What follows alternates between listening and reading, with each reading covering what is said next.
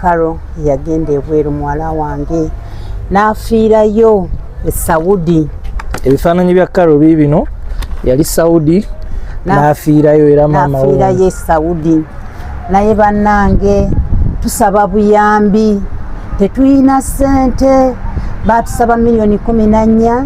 Kampuni eyamutwala n'etuyamba wetusasulireko $7,000,000, naffe abafamire ne batusaba $7,000,000.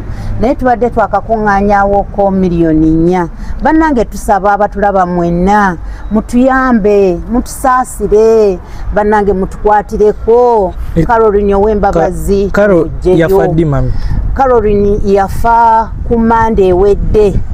Kaakati kampani nekubira nti afudde. Iye kaakati olw'ensonga bannange nsaba buyambi, bamama nabbanja mwenna gye muli, bannange muyamba, nange muntaase.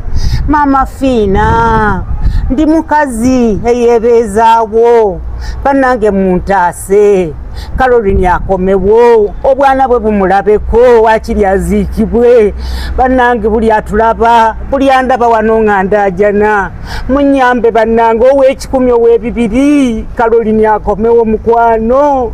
Bannange naasanyuka nga munyambye, maama nze atalina buyambi. Kakati basibo ne banyaba batulaba, mami abuzaayo $3,000,000 tusobola okukwatira awamu tumuyambe. Mbeegayiridde baganda bange, mbeegayiridde buli alaba vidiyo eno gisharing ku buli muntu. Mami abantu basomere ennamba abantu kwe bayinza okutuukira n'amannya g'erimu. Ennamba y'essimu eri 0753 04 9477 eri 0753 04 9477 eri mu mannya ga Nanjala Christine. Namba mugiwulidde.